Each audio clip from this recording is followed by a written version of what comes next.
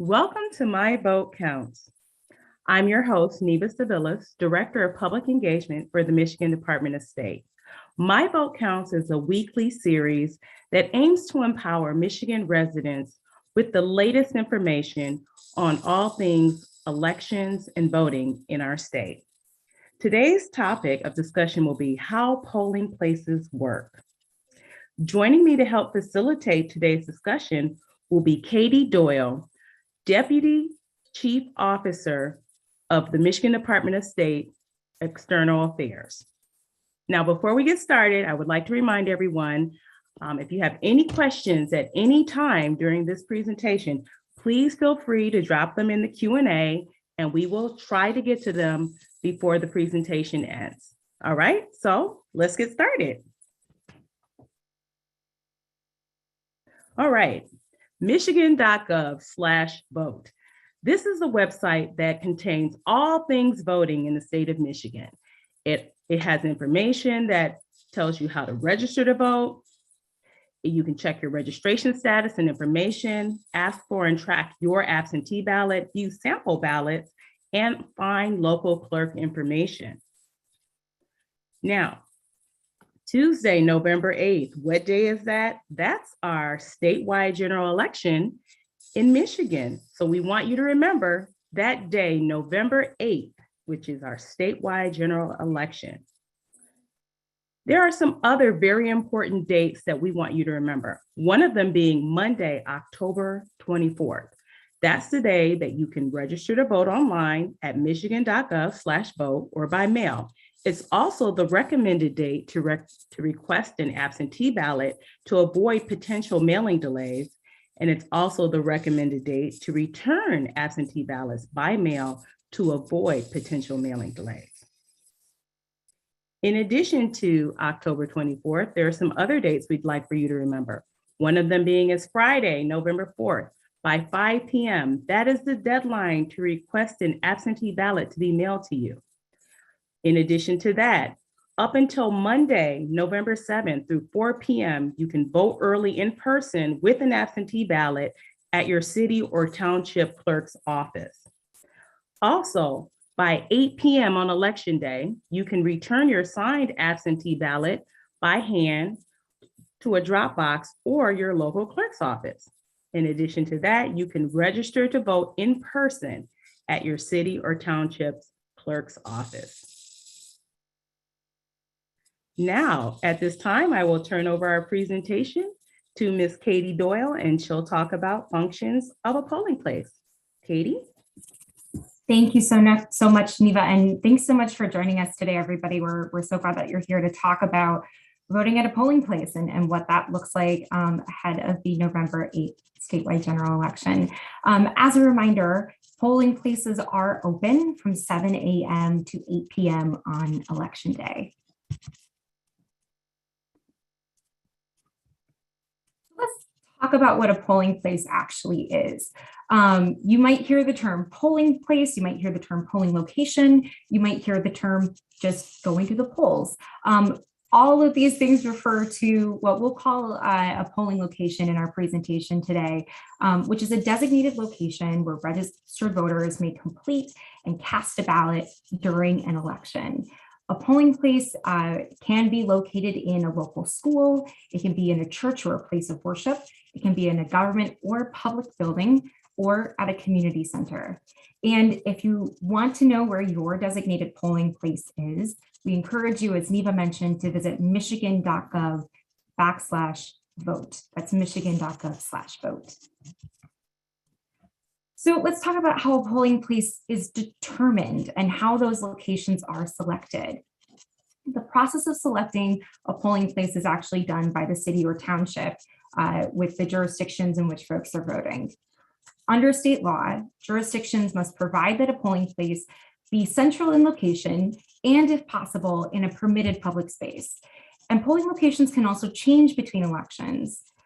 Polling locations are also designated by precincts, which are drawn by county as well as city and township boards. And precincts are often updated every 2 years. So when you're looking for your designated polling place, you'll see the PCT number, precinct number, and that indicates that that's where the precinct is or those are the precincts that are voting in a particular polling location. There's a couple of faces that you'll see in a polling place, including election inspectors. Election inspectors are often sometimes called election workers or poll workers, but all kind of refer to the same thing, which is a group of paid and trained government appointed workers, sometimes or government trained workers who are there to assist voters and process ballots at a polling location. Election inspectors are, as mentioned, they are trained by the local clerk's office, they are paid for their work, and they are there during the hours in which polls are open to assist with opening a polling location and closing down a polling location and helping voters in between. We'll talk more about this a little bit later in the presentation. The other friendly face that you might see at your polling location is the precinct chairperson. This is the lead election inspector or lead election worker who manages the polling place, and the other election inspectors who are assisting with the process of voting at a particular polling location. And sometimes you might see the local clerk. The local clerk is a government official who is responsible for administering elections in a city, township, or county. And all election inspectors and chairpersons are instructed by the local clerk and go through training with the county clerk. There are a couple of others that you might see at a polling place as well. And I know we've talked about this in past My Vote Counts presentations as well. You might see election challengers or poll watchers, but there's a difference between the two and what they can and can't do at a polling location. An election challenger is a non-governmental volunteer election observer who is typically appointed by a political party or interest group to observe the elections process. They have to display a valid credential while they're in a polling location, and they also can't speak to or assist voters at the polling place. A poll watcher is a non-governmental volunteer who can observe the election process at a polling place. They are only allowed to observe the poll operations. They can't speak to challengers, inspectors, or voters inside the polling locations. They're really just there to witness the process. And it's important to distinguish here that the Michigan Department of State and local clerks do not hire election challengers or poll watchers. These are individuals who are individually, either by an organization like a political party or an interest group, or if you're a poll watcher, even sometimes just an independent citizen who is watching the elections process in a polling place. Now, as mentioned in past presentations, a challenger can actually challenge or present a challenge if they have good reason to believe that there may be a violation of election law that has occurred. And again, to distinguish, that's something a poll watcher cannot do. So what can be challenged when you're at a polling location?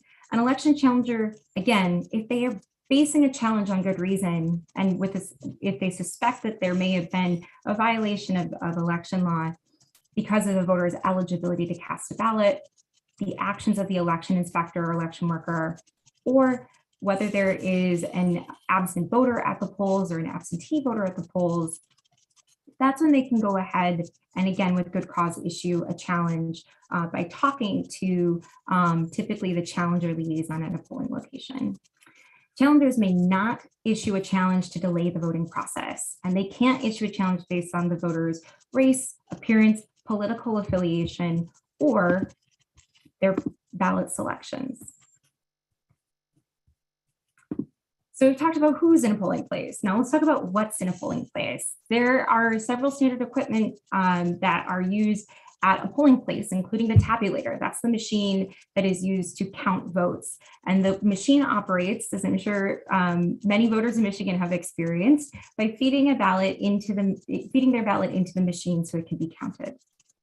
There's also an e-poll book, and we've talked about this in previous presentations also. It is an export of the qualified voter file, which includes all of the registered voters at a precinct. So the registered voters who would be eligible to go to this particular polling location based on their precinct. There's also what's called a voter assistance terminal, or you might hear it referred to as a VAT or a VAT. That's an accessible device that is used to help voters mark their selections on their ballot electronically and then print their completed ballot so that it may be tabulated. And this is a tool that is available for voters who may require additional assistance completing their ballot, but it's also not limited only to voters who may require that additional assistance or need to use a VAT.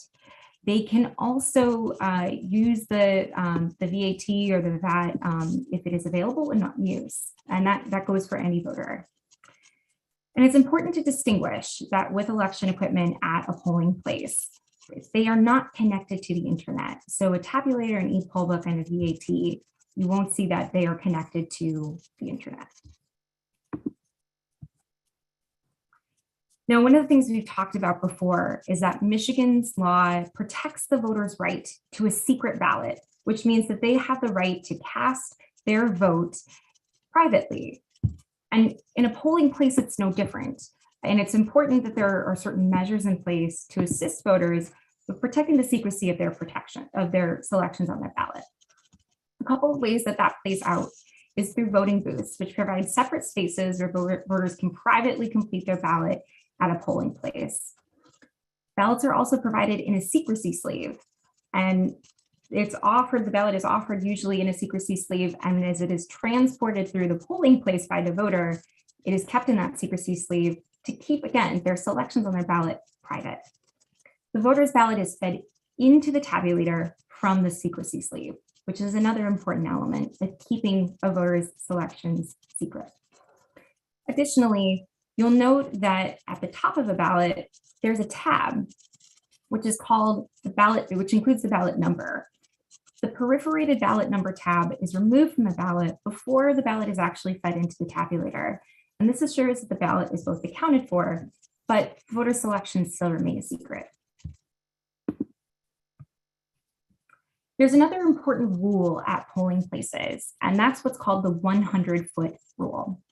Michigan law prohibits certain activities within 100 feet of the entrance to a polling place. Some activities that are prohibited under the 100-foot rule include campaigning for a candidate or ballot measure, wearing or bringing an election or campaign-related clothing, or other accessories to a polling place. If you display or wear signage, if you bring election, campaign, or partisan materials, or request signatures for signing for or with signing a petition. Typically, you'll see at a polling location that there is a demarcation of the 100-foot line ahead of the entrance to the polling place or where voting is taking place at a location. So sometimes you'll see it as an outline or cone. Some jurisdictions use chalk. You'll see that there is typically, again, that demarcation of where the 100-foot line stands. So we've talked a little bit about the basics of a polling place. And now we'll dive into what that process looks like for actually issuing and processing a ballot, how your ballot will be handled at a polling place. So let's just break down the steps real quickly here and talk through what that process looks like. First and foremost, when a voter arrives at their polling place, they'll check in at their polling location and they'll complete an application to vote. We'll talk about this a little bit more in just a second. Election inspectors are able to verify the voter's status before issuing them a ballot. And then the voter will privately complete their ballot and make their selections. The voter selections are then counted by the tabulator. And then all of this takes place, of course, throughout the day. When a polling place closes at 8 p.m. and the last voter has cast their ballot, election inspectors will initiate the process of securely shutting down a polling place.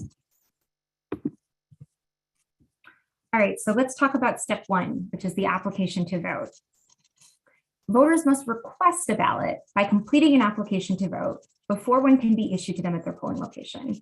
It's really important to point out that this is different from registering to vote or updating your voter registration status or applying for a ballot in the way that you would need to request an absentee ballot through the absentee ballot application.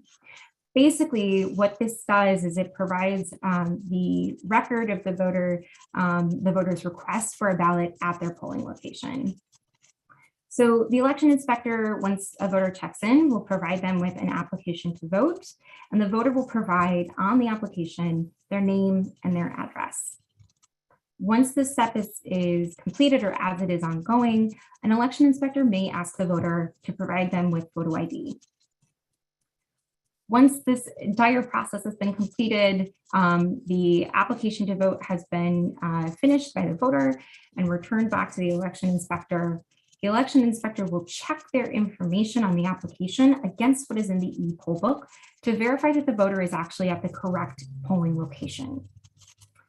It's also a good thing to note here that at this step in the process, if a credentialed challenger has good cause, they may object to a voter's participation in the election at this particular polling location. And again, that is if they have good cause. Okay, so we've made it through step one. We've completed the application to vote. Now we move into step two, which is the process of issuing a ballot. Once a voter's identity is verified and they are confirmed to be at the appropriate polling location, the election inspectors will check against the e-poll book to ensure that they haven't already been issued a ballot. Now, what they're checking for is to see if they've been issued either another ballot in person on election day, or if they've requested and been issued an absentee ballot. If a voter has requested an absentee ballot and they have it with them, it's incomplete, and they decide that instead of filling out that absentee ballot, they'd like to surrender it so they can vote in person at the polls, they may do so at this time and surrender their absentee ballot to the election inspectors who are assisting them with the process of issuing the ballot. If the voter has been cleared, they haven't been issued a ballot, they don't have a ballot to surrender, then their voter's number is recorded in the order of their attendance. So sometimes you'll hear people say, I was voter number 3 today at my polling location. That's referring to the number that is assigned to them in the order of attendance and the order in which the ballot was issued. And then the election inspector will provide them with a ballot in a secrecy sleeve. Before this process is completed, the election inspector will record the ballot number, which again, we talked about being on that perforated tab at the top of the ballot. And they will record that number in the e-poll book to make sure that there's record of the ballot. There's another type of ballot that might be issued at this stage in the process, and that's called a provisional ballot. A provisional ballot is a ballot that requires additional steps or information before it can actually be counted. A ballot may be provisional if the voter's name does not appear on the list at the polling place, if the voter is in the wrong polling location, if they are not, if they don't appear to be designated to that polling location, or if they're voting for the first time in an election and they're unable to provide a valid form of identification. There's a certain way that provisional ballots are processed because they do require additional information before they can be counted. A provisional ballot will be accepted if an election official can verify that the voter is registered to vote in the appropriate jurisdiction, and it'll be rejected if the voter is not registered to vote or failed to provide proper identification and proof of residency to the clerk's office in time. A voter who has a provisional ballot has 6 days after the election to provide the appropriate ID documentation to their city or township clerk's office. So we've made it through step 2. A voter has their ballot, they've been issued the ballot. Now it's time to vote. So voting the ballot, a voter can take it to a voting booth to start to make their selections. There will be writing utensils typically provided in the voting booth so that voters can make their selections on the ballot. Voters can also request assistance completing their ballot as long as the person that's helping them is not their employer or representative of their labor union. And we'll talk a little bit more about this too in future My Vote Count sessions. Voters, again, can also use the VAT or the voter assistance terminal to complete their selections and print their ballot accessibly. And there's a couple important tips that we want to share with you as you are completing a ballot at a polling place, and a few important things to keep in mind. One is to check the front and the back of the ballot. Sometimes selections will appear on both sides. Also, pay attention to the number of selections that are accepted in a given election for a particular office or position. Sometimes voters may be authorized to select more than one candidate or position for particular races.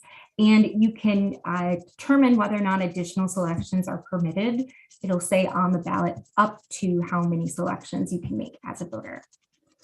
Also, Sharpies can be used to mark a ballot. If there is a Sharpie in the voting booth, you can use it to complete your selections on your ballot.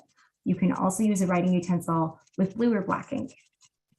And selfies are not permitted in the voting area. This is to protect the privacy and, again, that right to a secret ballot for other voters who are also exercising their right to vote at the polling location. However, while you can't take a selfie in the voting area, you can, in your voting booth, take a photo of your completed ballot and are encouraged to take a selfie outside of the polling location. And many jurisdictions have provided selfie backgrounds and designated selfie areas outside of a polling location for voters who want to show that they stepped out and exercised their right to vote on election day. All right, so you've completed your selections. Your ballot is ready to be tabulated. When the voter has made their selections and completed their ballot, they will transport it in the secrecy sleeve to the tabulator so their vote can be counted. The election inspector will assist the voter with removing the perforated tab with the ballot number from the ballot. And then the voter themselves will feed the ballot into the tabulator from the secrecy sleeve, again, so that their selections remain private. If there are any problems with the tabulator accepting the ballot, a voter may request assistance from an election inspector. Also, this is a fun step in the process and one that many voters, especially first-time voters, are particularly excited about. After your ballot has been tabulated, this is typically the time that you can pick up your I voted sticker. So as we mentioned, polls close at 8 p.m. And it's important to note that at 8 p.m., if you are still in line at your polling place and you have not yet voted, you can stay in line and you can still vote as long as you are in line at 8 p.m. When the polling place closes, election inspectors will begin the process of shutting down the polling location. What that looks like is that election workers will verify that all ballots have been tabulated, and they will print a paper summary report from the e-poll book. The election inspectors will complete a number of steps to securely close materials and document the closing tasks. And then election inspectors will securely transport the reports and materials to the local clerk's office in groups of 2 with at least one election worker affiliating with each major party. All right, so let's talk a little bit about voter ID requirements at polling locations. Election inspectors may ask for photo ID. However, it is important to note that voters are not required to provide it in order to vote at their polling place. If a voter forgets their ID or if they don't have an acceptable form of photo ID to provide in this case, they can sign an affidavit of a voter not in possession of picture identification. Oops, sorry about that. And what that means is that they are attesting to their identity and will be issued a ballot upon completion and signing the affidavit of a voter not in possession of picture identification. Again, this is really a process that is in place for voters who do not possess ID or may have forgotten their ID or don't have a valid form of photo ID that is accepted in the check-in process. If a voter who does not possess ID refuses to sign the affidavit, they cannot be issued a ballot and they will be referred to the local clerk's office. Likewise, if a voter claims to have ID, but they refuse to show it, they won't be issued a ballot until they are able to present the photo ID and should be referred to the local clerk's office in the meantime. So we mentioned that there are acceptable forms of photo ID. What are those acceptable forms? You can provide a Michigan driver's license or state issued ID card. You can provide a driver's license or personal ID card issued by another state. You can provide a federal or state government issued photo ID, a US passport, a military ID with a photo, a student ID with a photo, whether that's from a high school or an accredited institution of higher learning. You can provide a tribal identification card with a photo. And it's also important to note that your photo ID does not need to have your address on it. And if your photo ID may be a shorter form of your name, like Bill for William or Kathy for Catherine, that's okay. All right, so we've broken down what the basics are of the polling location. And now let's talk about what that means for voters voting at their polling place. Before you go to your polling place, we highly encourage and recommend that voters, one, know what their options to vote are. You can vote at the polls on election day between 7 a.m. and 8 p.m., or you can request an absentee ballot, whether that be to complete at home and return by mail or by hand, like Neva mentioned at the beginning of the presentation, to a drop box in your jurisdiction or your city or township clerk's office. Or you can request an absentee ballot at your local clerk's office up to 4 p.m. or through the Monday before election up to 4 p.m. You can also, we recommend that you check your registration status before you get to your polling location. If you're not registered to vote and you are eligible to register to vote, you can still register to vote up to and on election day through 8 p.m. at your local clerk's office. And also, if you've moved or if you're not sure if your voter registration information is up to date, we still recommend that you check your registration status regardless so that you can ensure that all of your voter registration information is accurate. We also suggest that you double check the location of your polling place. Again, like we mentioned, polling locations can change. And so it's important to make sure that your polling place location is confirmed before you go to your polling location. You can visit michigan.gov/vote to find your designated polling location. And lastly, view a preview of your sample ballot. And again, as Neva mentioned at the top of the presentation, at michigan.gov/vote, you can view a sample of your ballot ahead of election day, and we encourage you to do so. So let's talk through some do's and don'ts of voting at the polls. Here's what you can do at your polling location. Do bring a voter information guide or pamphlet with you to vote. Just make sure that you don't leave it behind once you've completed your ballot, and that you make sure to take it with you when you leave the polls. Do bring an interpreter with you if you need assistance voting in your preferred language. Again, just make sure that that individual is not your employer or a representative of your labor union. You can, and we encourage you to, take a selfie outside of the voting area like we talked about. And take the amount of time that you need to complete your ballot. It's certainly not a race.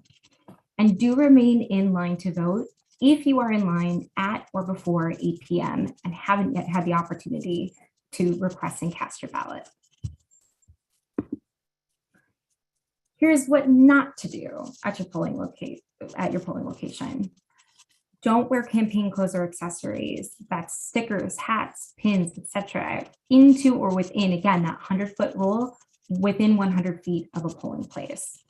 Don't bring election or campaign flyers into or within 100 feet of a polling location. Don't take a photo within the voting area, and don't interfere with another voter's ability to cast their ballot.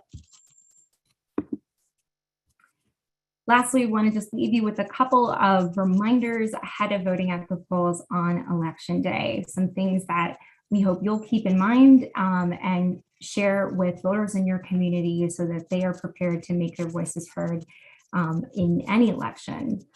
One is to remember to bring an acceptable form of photo ID, if you have one, to look for signage for the location and the entrance of your polling location, to make sure to locate the election inspector at the check-in table when you enter your polling location, and to stay in line. If you are in line, again, before or at 8 p.m. and haven't had the chance to vote, you will have the opportunity to do so.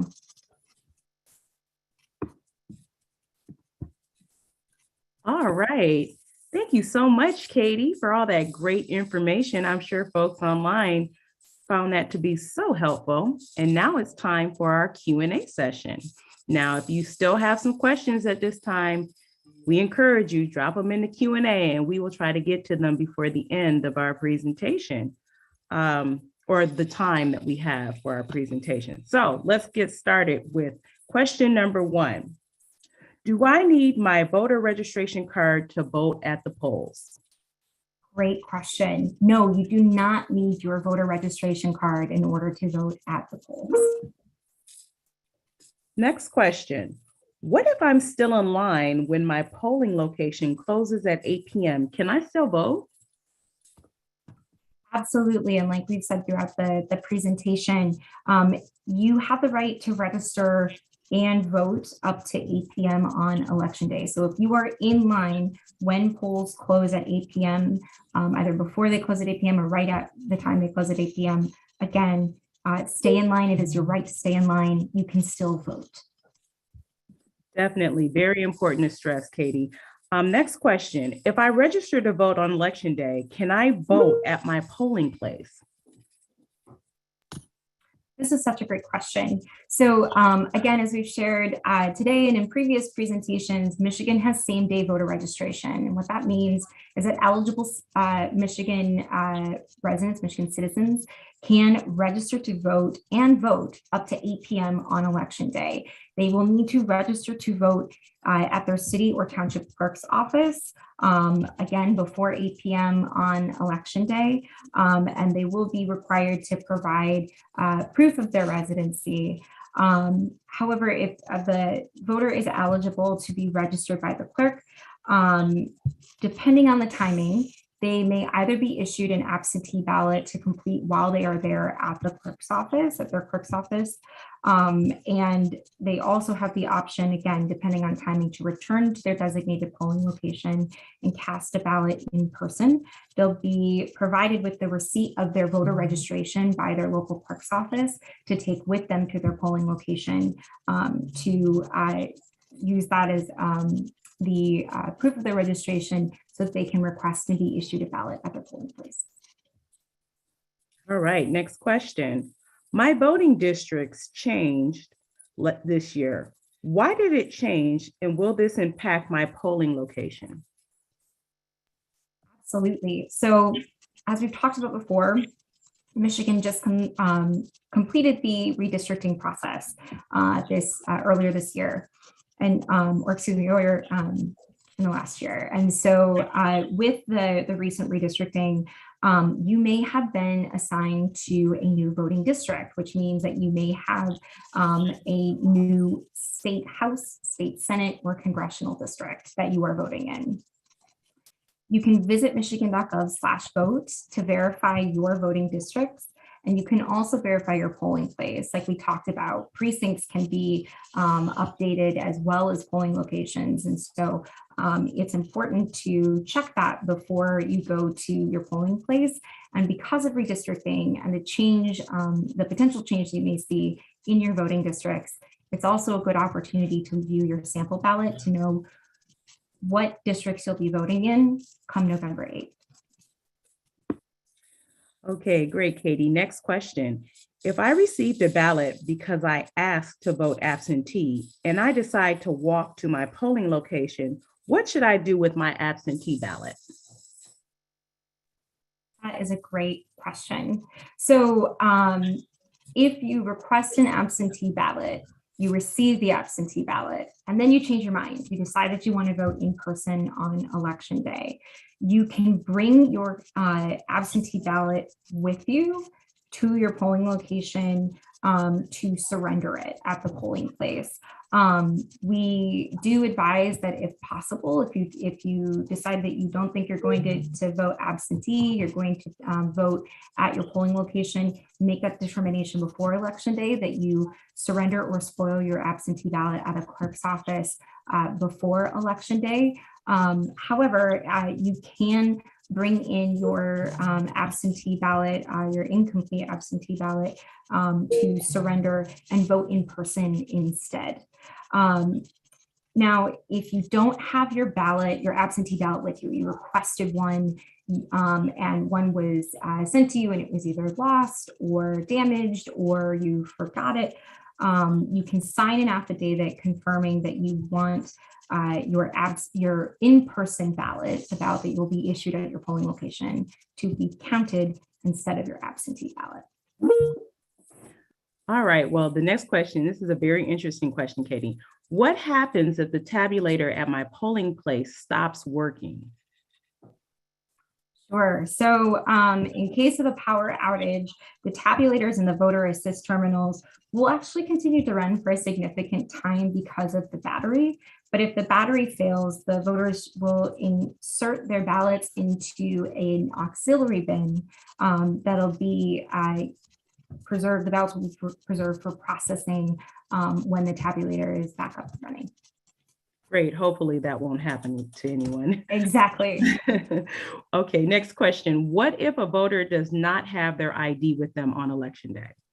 Yeah, so like we've talked about, every voter who states that they don't have an acceptable picture ID or they didn't bring an acceptable photo ID with them to their polling location, they can sign an affidavit of a voter not in possession of picture ID. And like what we said, they will sign and complete that affidavit, which is typically found on the opposite side of the application to vote.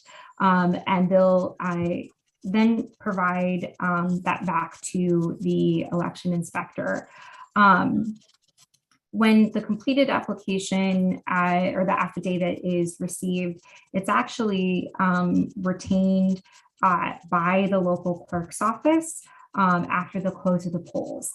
And that affidavit must be retained by the local clerk for a period of 6 years. Okay. So Katie, the next question is a great one for those who are very civic minded and who would love to get involved in the process. And it's, how can I sign up to be a poll worker, and can I sign up as a group? This is great. And I'm so glad that folks are asking. Yes, you can complete an election inspector interest form on actually through our website at michigan.gov/democracy-MVP. And you'll learn there about the requirements and the eligibility for serving as an election inspector or as a poll worker or election worker. And you can also learn more about the process. And so if you decide that you actually would like to contact a local clerk's office instead to inquire about serving, you can do that too. Now, it's also possible to apply as a group to serve as election inspectors. And what we recommend is that you let the clerk's office know where you applied and let them know that you're applying with a group and who that group is, so they can take that into consideration as they are staffing for election day.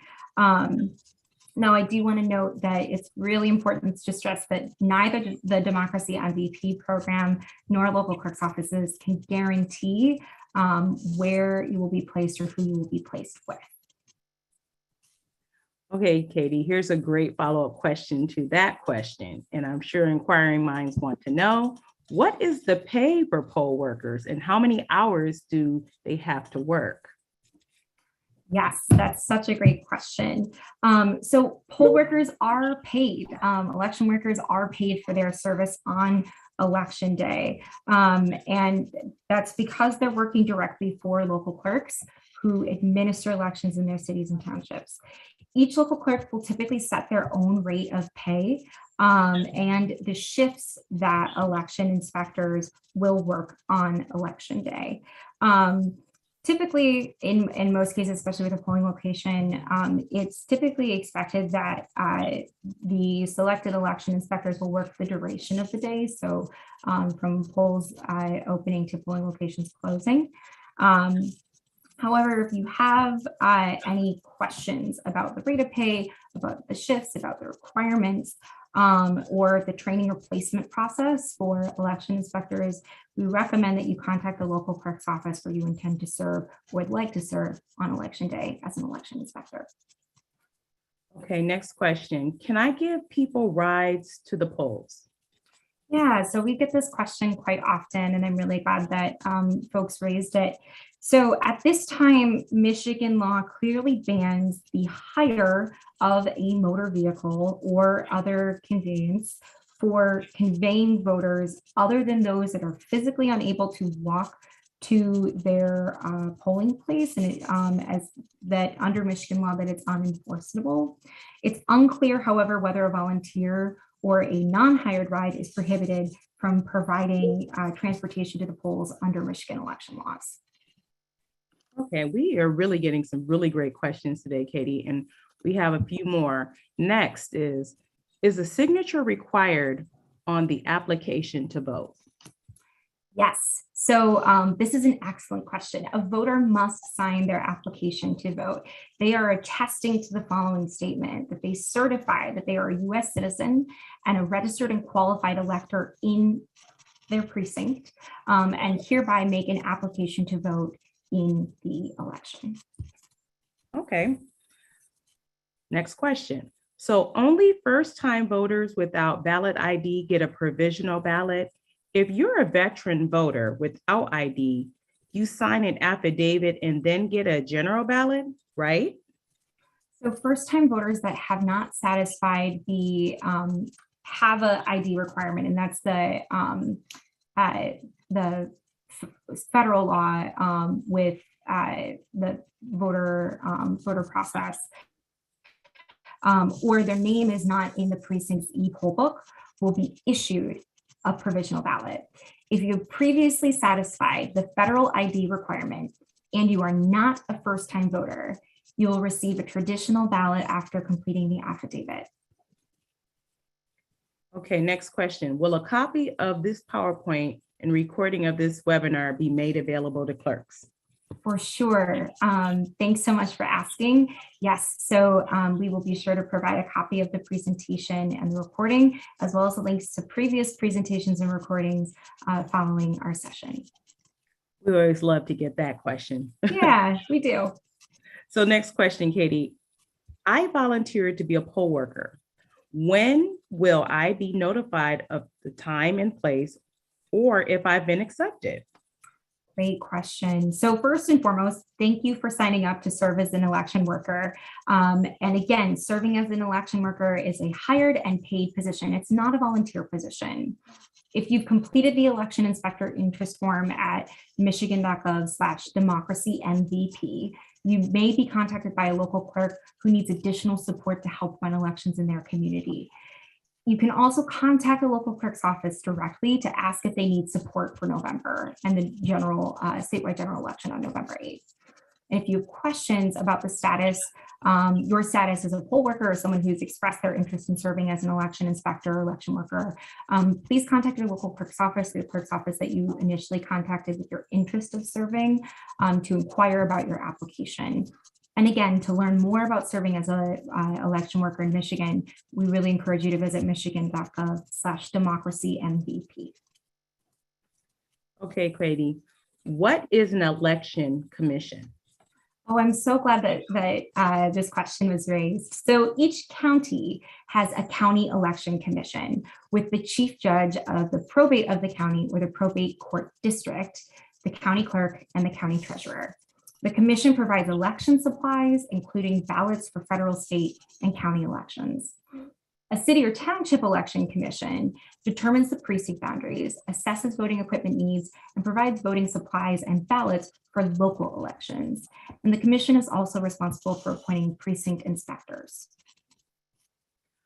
Okay, next question. What is considered campaign material? For instance, if a voter wears materials for a candidate that is not on the ballot, is that okay? So voters may not wear material that refers to a voter, party, or a ballot question that appears on the ballot during that election. This includes known slogans of a particular candidate that is not actually on the ballot in that election. This does not include the names or slogans of candidates that are not on the ballot or school gear, even if there is a proposal on the ballot. Okay, next question. Is a picture ID required to register to vote? No. So you do not need a photo ID to register to vote in Michigan, but it is preferred if you do have one. If you don't have a photo ID, you must show proof of where you live and where you want to be registered to vote in Michigan. The documents that you can provide to your local clerk's office with your voter registration application must include your name and your current address. You can show a digital copy of these documents, and many of the acceptable documents include a Michigan driver's license or a state ID card, a current utility bill, a bank statement, a paycheck or a government check, or other government documents. Okay, next question. Does previous convictions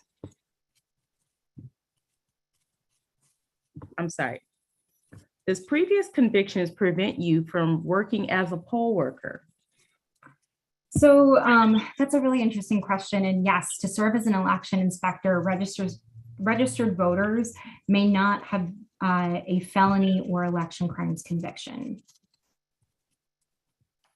And I do want to clarify too, Neva, the question that was asked about provisional ballots and whether first-time voters without a valid ID, whether they get a provisional, if it's limited just to those voters that get a provisional ballot.